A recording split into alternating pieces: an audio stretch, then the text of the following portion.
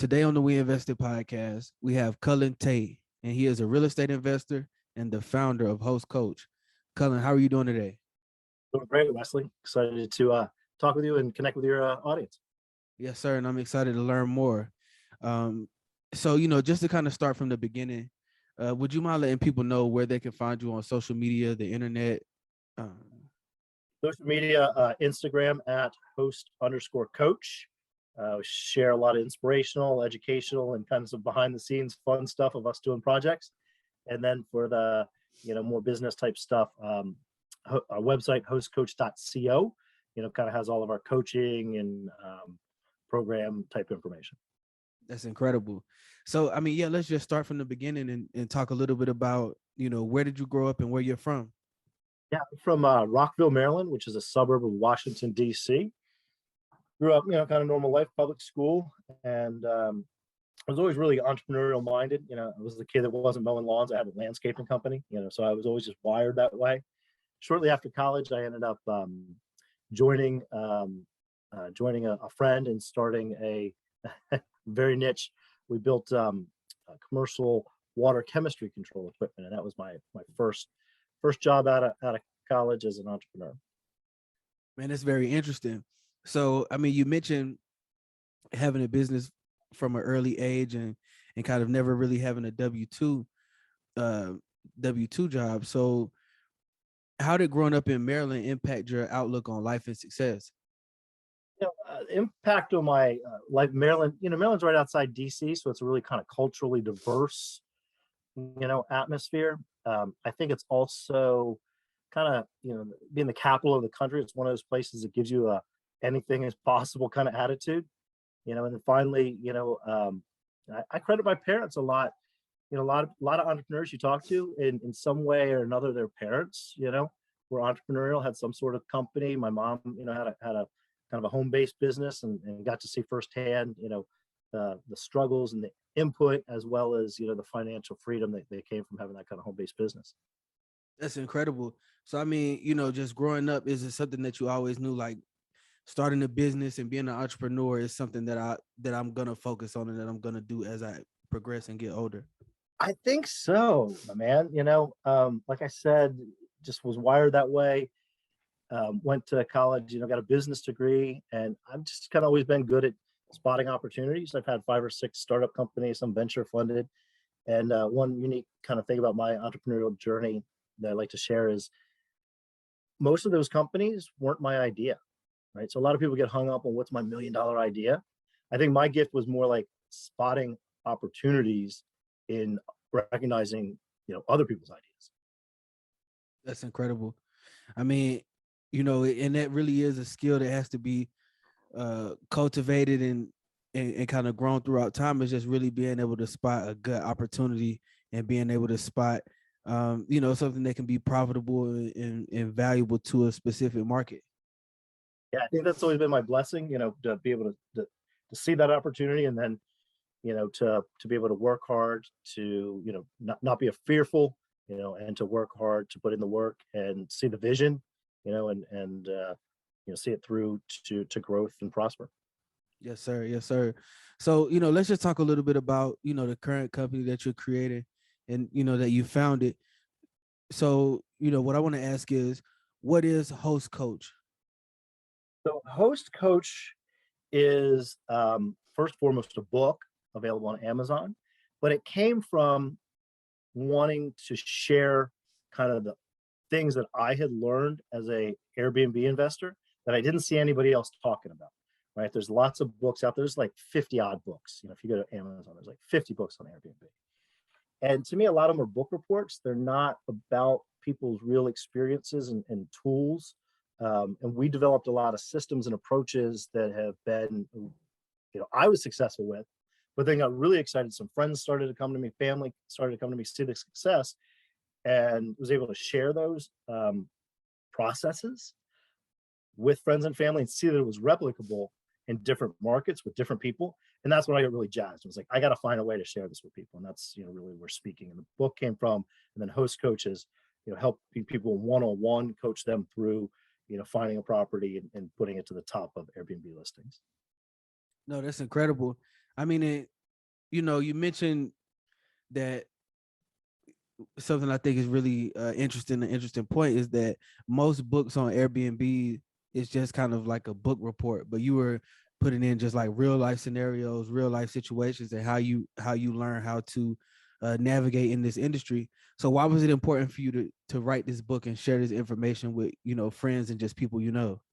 I don't know. I'm just kind of one of those people that, I looked a few years ago back at like, what's my why? What's the theme in all of my companies?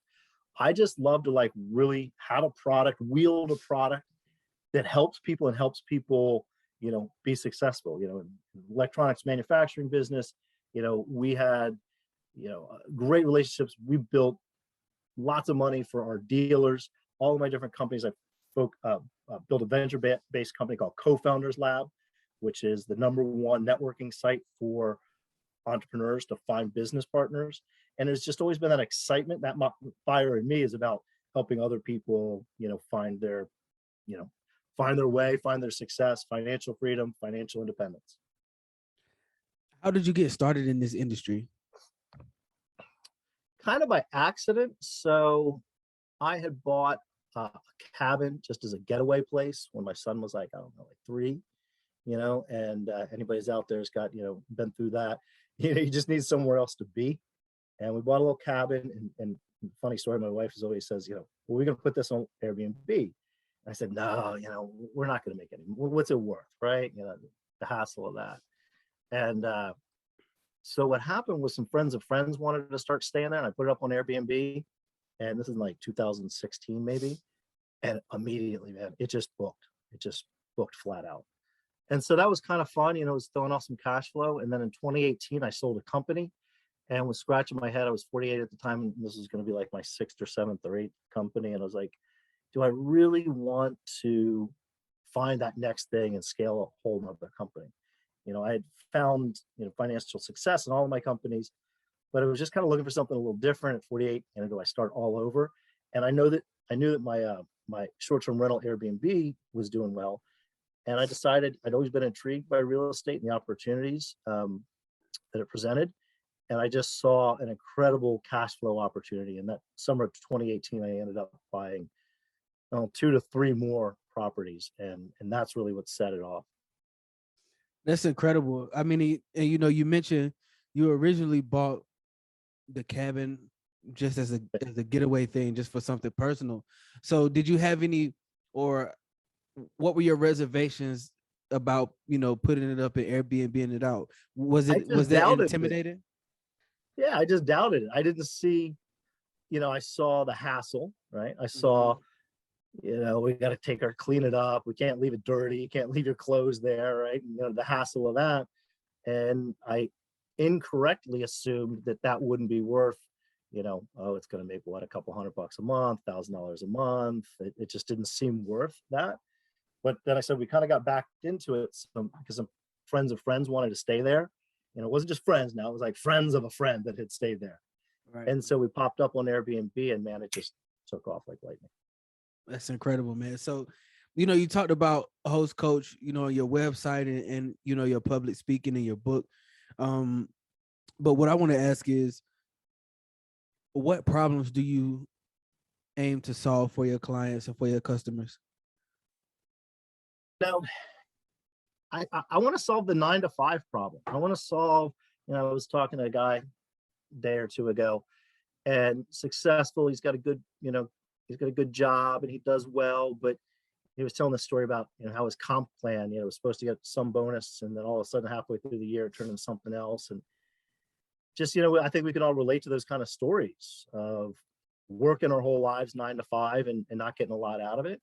And I want to share with people a way that they can either augment that. Financial freedom means I don't have to be so worried about that bonus or that next raise, right? Even if it's just one investment that throws off $2,000-$3,000 a month, that's enough wiggle room, right? For most people to feel comfortable.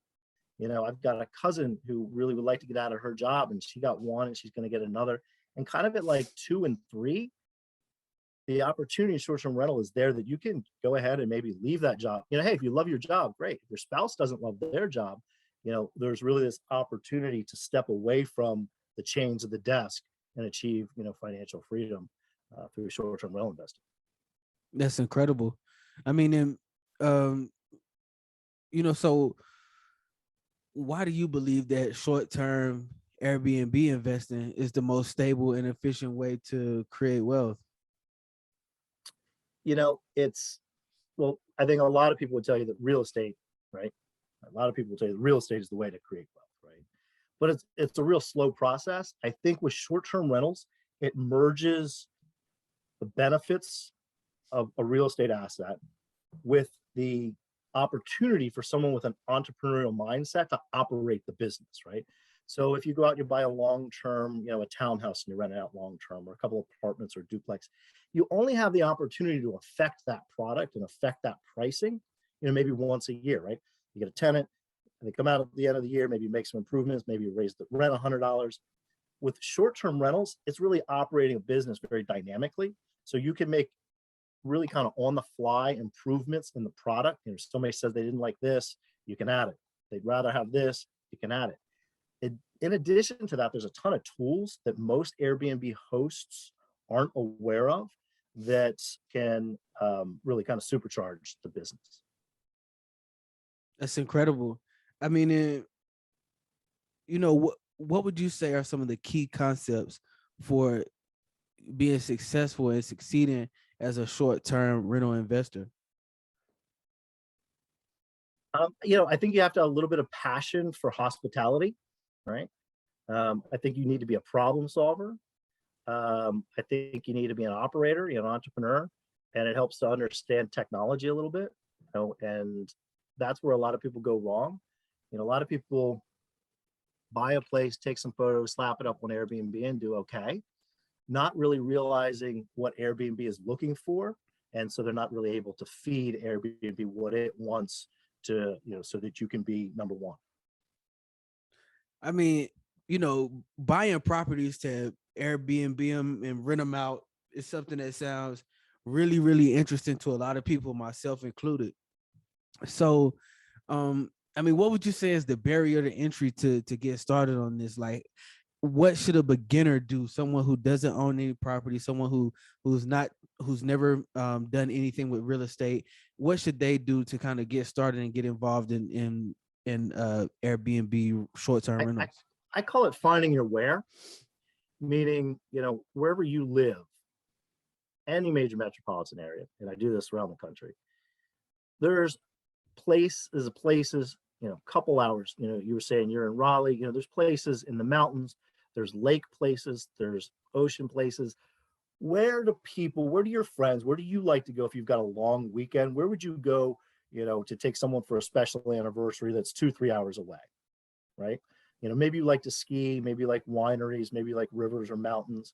So I always tell people, think about those places that your friends like to go and that you'll be passionate about, and then start looking for, what are the houses in that area cost?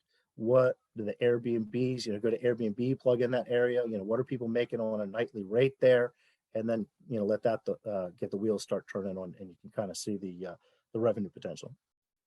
And do you have any thoughts on the type of housing that well, I guess I should ask it this way. What is the type of housing that you look at? Is it condos? Is it apartments, multifamily, single family homes? What do you like to target when you're looking for new Airbnb properties?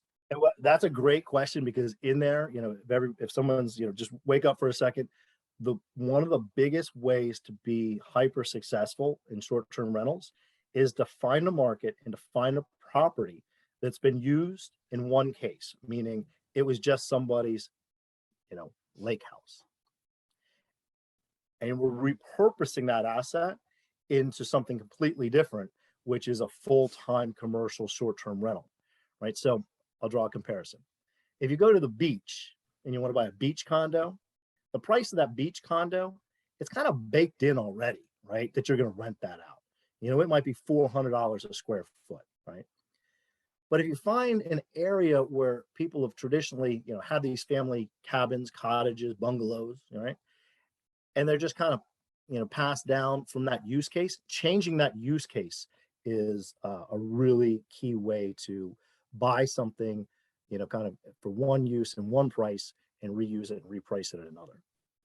Yeah, man. It like just through, I guess, research and just time and just looking at different things, I guess I realized that if you're gonna purchase something like correct me if I'm wrong or feel free to share your thoughts on this, but if you're gonna purchase like a bungalow or a lake home or something that's been, kind of passed down, the experience is kind of just as important as the location itself. So you want to have it as something memorable, something that looks cool, something that people will want to stay at because it's been passed down. It may not necessarily be in an extremely desirable place, but some people do like to go camping and stuff like that. But that's my Well, I thoughts think, on it. maybe to your point is it may not be. So first and foremost, particularly post-COVID, man, people are working from home. They're looking for experiences. They're looking to get, stay somewhere that's not like their house, right? Right. So that experience can be kind of created very easily through nice decor, some things, amenities, a fireplace, a fire pit somewhere in the backyard, you can build a fire pit, hammocks, right? Easy stuff like that, right? You see a place that's got these nice hammocks and you can envision yourself laying there and relaxing. You don't have to go all the way to the Caribbean, right? You can chill out and relax. You can do your Zoom, at 3 o'clock and then go chill in a hammock or take a hike or walk by the lake. So yeah, people are always been looking for experiences. I think people are less, I think people are traveling a little differently and working a little differently, right? Post-COVID, people aren't going to Europe. People aren't getting on cruise ships the way they once did. They're getting their cars and they're looking for experiences, and to stay and stays and accommodations that aren't hotels, right? And I stay in hotels when I need to, but I prefer to stay in, something unique like an Airbnb when I travel. No, I agree with that 1000%. But could you tell me a little bit about your tech stack for automating success on Airbnb? Yeah, the first part of that I kind of held off and didn't finish the answer, which is the first thing people really need to realize is that Airbnb is a search engine, just like Google, right? So, if you pick an area and there's 300 different Airbnbs, they've got to decide somehow which order to show those in. And as soon as you understand that, then you can respond to it, right? And what are some of those things? Great photos, right? You pull up, some Airbnb listings. You're only looking at like 20 on a page. What's the one you're going to click on? The one that pops out, right? It's got great photos. It's got great colors, some visual interest.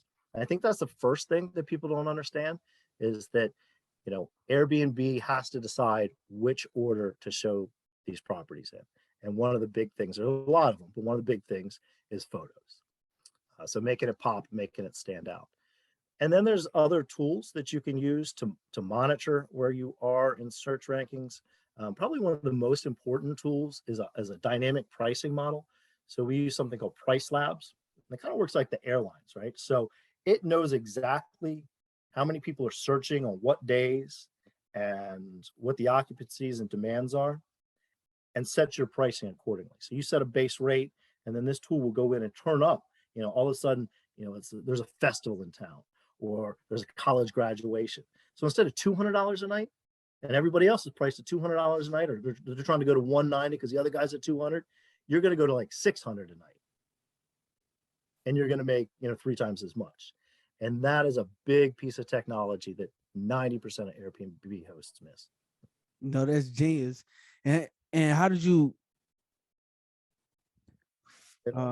find out about this type of technology where you could, increase the price based on the popularity of the area or the events that are going on?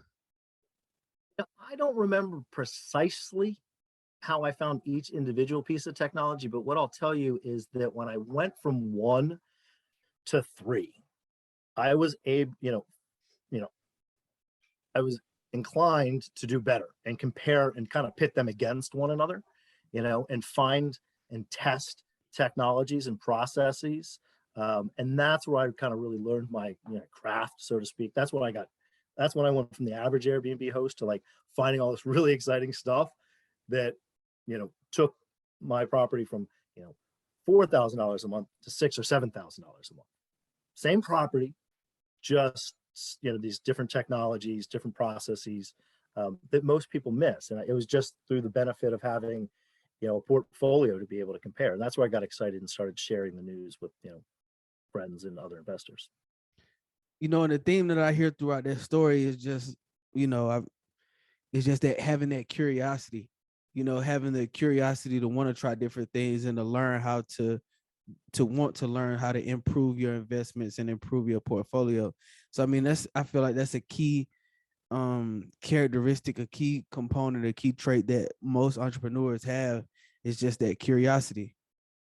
And so then that applied, to your audience. Is a lot of entrepreneurs, maybe not as, the podcast may not be all about real estate, right? But it's this taking the entrepreneurial mindset and applying it to this real estate asset is just a huge combination. I used to always say in my business, it's not the one great idea that you had when you start a business. It's that great idea every entrepreneur has, like every day or every week, right? You have a business, and every great entrepreneur I know, it's like, they're coming up with some new approach to some problem, some marketing issue, some product issue, some sales. That's the juice. That's what we get excited about as entrepreneurs, when you have a product, you have a company. And yeah, bringing that same type of approach to real estate, short-term rental, Airbnb really lends itself well to that. How did COVID impact Airbnb investors and travelers? We had a sort of in our county, we had about a 60-day shutdown, where they said nothing under 30-day rentals. So we were able to pivot and get some 30-day rentals, right? So, this was like early COVID. Remember, it was like running out of New York and trying to, be somewhere else. Yep. So we were able to kind of make the bills there. But that lasted about 60 days. And as soon as that stopped, as soon as we were able to go back to short-term rentals, the business went from good to great. It just fundamentally changed. It started with people just trying to get out of their houses. We'd all been sitting around in quarantine and couldn't go anywhere, couldn't go out to restaurants, right? So let's go, somewhere else, right? But then, that was kind of the short-term pop. But I think, we're not putting the genie back in the bottle, right? The way people look at work and travel, I think, has fundamentally changed. I don't know the statistics on it, but a lot of people that started working from home aren't going back, right? And they're realizing that working from home doesn't mean they have to work from their home. So it's really, it's really, I get the message every day, how's your Wi-Fi? Because I'm gonna have to do meetings till 3, and then, then we're gonna kick it. Exactly. So I mean, this is an incredible process that you're talking about, and for some people who probably have, or who maybe have never earned passive income, this will be a huge opportunity, a huge moment for them, like a life-changing moment. So, what I want to ask is, when you first started earning off of your Airbnb or your rental property, what emotions were you feeling? Like, how was that moment for you to see, like, oh, wow, this can really generate some serious income where, I can kick back and relax and just collect a check every month? Like I said, I was on Airbnb for maybe 2 years, and the place was throwing off, $1,000, $2,000 a month. And I thought that was pretty exciting, pretty cool. Right. And then I got to the portfolio and really kind of learned, how to understand the system and the tools. And when that supercharged, I got really excited. And that's when it started attracting the attention of friends and family. Like, really? What are those numbers like? How you doing that? That's on that amount of house. Right. And then I got really excited when I was, I'm questioning myself at that point. Like, yeah, all right, I'll teach you how to do this. Maybe I got lucky, right? I don't know. Maybe I just happened to be in the right place, the right time. Maybe this doesn't work for everybody. But I think the biggest exciting moment for me was when I started coaching outside, starting with friends and family, and then outside friends and family, and realized that this was replicable. Like I said before, a couple 2-3 hour drive outside of everywhere is a place that people want to go and get away. And the opportunity there with short-term rentals is just amazing. I mean, that's a very good way to look at it. Like, it's formulaic, and like you said, man, everybody wants to, or everybody has that 2 or 3 hour drive where they can just get away, go enjoy themselves, and kind of escape from reality in a way, And it's not just the weekends anymore. We kind of touched on this, but I hit this point, which is, it used to be where weekends were really high. We would book the weekdays, but at much lower rates. that whole weekday, weekend thing isn't quite as big of a deal anymore. Back to, people have more flexible work schedules. So, I mean, you're no stranger to entrepreneurship. So how would you say that, or let me rephrase that. What are some past lessons that you've learned from your previous companies that you started and built that you kind of use and utilize today in your current company?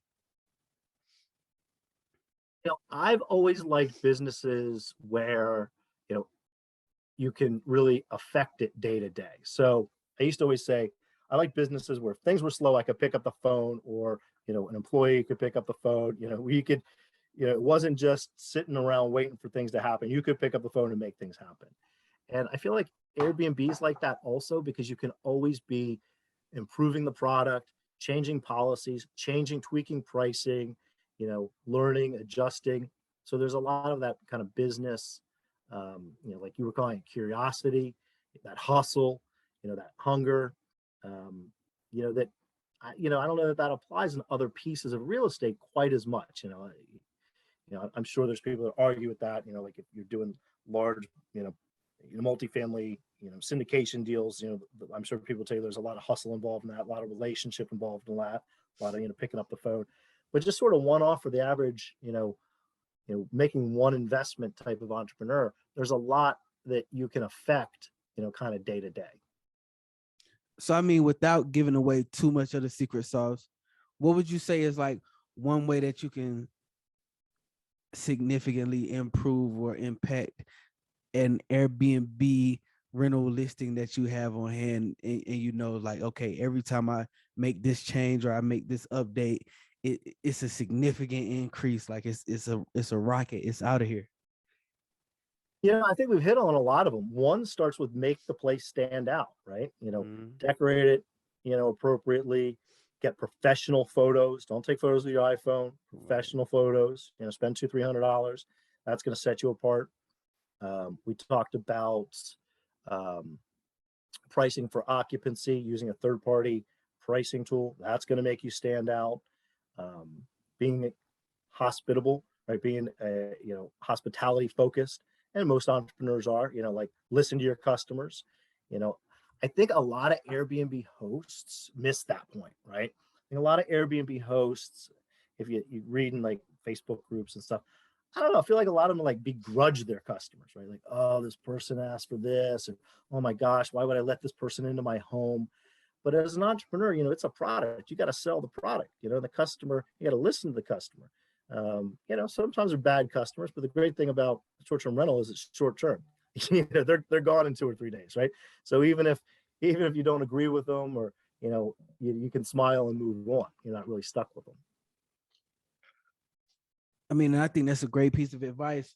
But what I want to ask is, early on, or when you were just getting started in the Airbnb and short-term rentals game, what were some roadblocks or lessons that you had to learn early on, or that you faced early on?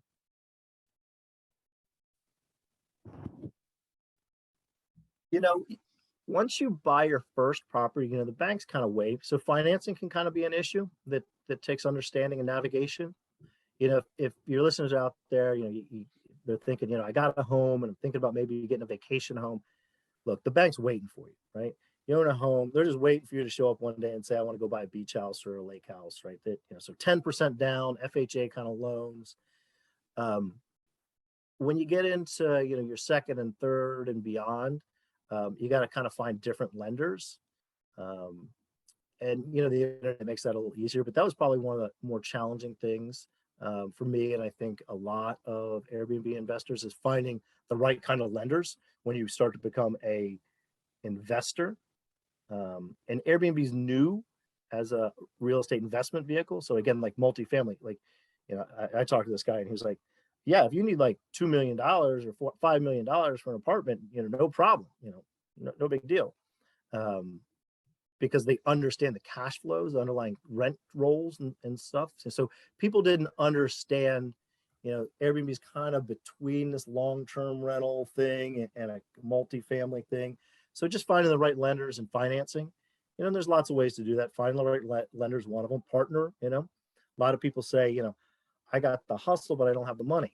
Well, there's a lot of people that have the money that don't have the time or the hustle, right? Find a partner. No, and I mean, I think that's a very practical and great piece of advice, just to let people know, there are multiple ways to find financing to make, basically to accomplish your goal and accomplish your dream. But before we started recording, man, I think you were talking about something that was very interesting, and I just kind of wanted to hear your take on it and hear you expand on it. It's just the difference between financial success versus financial freedom.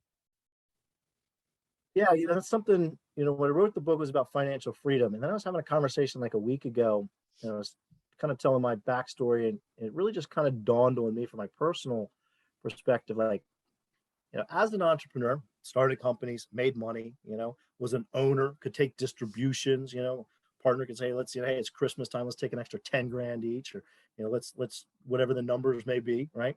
So that's financial success, right? Where you're writing your own paycheck, right? And maybe it's a big paycheck.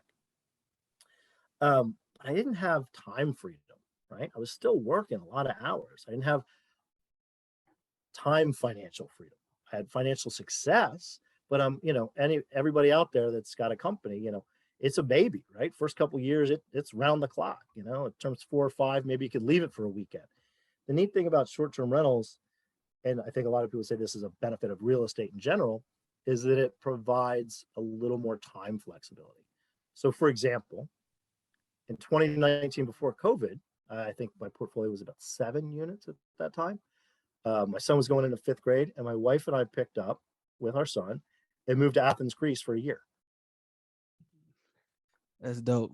I could not have ever done that with any of my other companies. Right. So that's financial freedom, right? You want to go live abroad for a year? You want to piece out of the US and go like live somewhere? You always wanted to live in South America or Europe or, wherever. That's financial freedom. No, I mean, that's incredible just to have the ability and, like you said, the freedom to go live in Greece for a minute and just to have a different experience and a different vibe. Like, I mean, I feel like that's the real American dream, just to have that freedom. And to me, the other thing is being a dad. I got a son, he's 13, and if he's got to worry or wants to go fishing, or how it goes with kids sometimes. Like sometimes they need you, sometimes they don't. But when they need you, it's nice to be able to shut down that computer and walk away and go, do the thing. Exactly. So, I mean, what would you say is the most important reason for, your success and the success that you've achieved today? I think I just found a great meld between, my ability to, the entrepreneurial ability. First of all, the entrepreneurial ability to problem solve. Real estate is all about solving little problems, right? Married with the benefits of real estate, which is it's a real asset. There's depreciation. There's real wealth creation. So I think to me, what I've always been excited as an entrepreneur, but I'm particularly excited melding these two kind of worlds of entrepreneurship and real estate. That's incredible. I mean, how would you like for people to remember you as well as the products and the work that you've created? Yeah, good question. That's really a big part of my why. Like, I want to help other people achieve financial freedom. I want to get that phone call where somebody says, you know what, I heard you on, Wesley's podcast, and I've been thinking about this, and I went out and I got a unit, and then, a year later, I got 2 more, and my wife was able to quit her shit job. Like, exactly. That's what I'm here for. That's incredible. I mean, and what does the future of Host Coach look like to you? I don't know. That's a good question. We're kind of enjoying the ride now. We wrote the book to share the knowledge. You don't make money selling books, right? That's an information share. I like to speak. I like to be on the big stage, maybe at a real estate conference, and share this stuff. I want to share it with the biggest audience possible. That's incredible, man. That's incredible. Culin, thank you for your time today. Thank you for the information and the knowledge and the wisdom that you share with us. I mean, and like I said, man, you've definitely opened my eyes and, given me practical ways to take those steps to financial freedom, man, and real financial success, Yeah, if people want to reach out to me, all my contact information's on the website. I do, 30-minute consultations. The book really details everything you need to know, has all of our contact information in there as well. And just, shoot me a note with questions or, success stories. And where can people purchase that book if they're interested? Where Yeah, can they purchase yeah, Host Coach? Amazon. We got Incredible. Audible, Kindle, and we just priced the Kindle at like 99 cents the other day just to like push it, just because again, it's about spreading the word. So Amazon, so print, Kindle, and Audible. If you're that kind of, a lot of people like to listen in the car. That's amazing, man. And look, before we get out of here, at the end of every podcast, we like to play a rapid fire question game where I ask you 3 questions. So if you're willing to play, I'll go ahead and ask. Sure. Question number 1: where's your favorite place to travel? I'm gonna have to say between Europe, like the Greek islands, and the Caribbean islands. I'm an island guy. Okay. Question number Like the 2. waters. Yes, sir. Yes, sir. So question number 2: what song represents your life the most? Every day I'm hustling. Hey, that's fire. That's a great song selection. And look, third and final question: what's an amazing thing that you did that no one was around to see?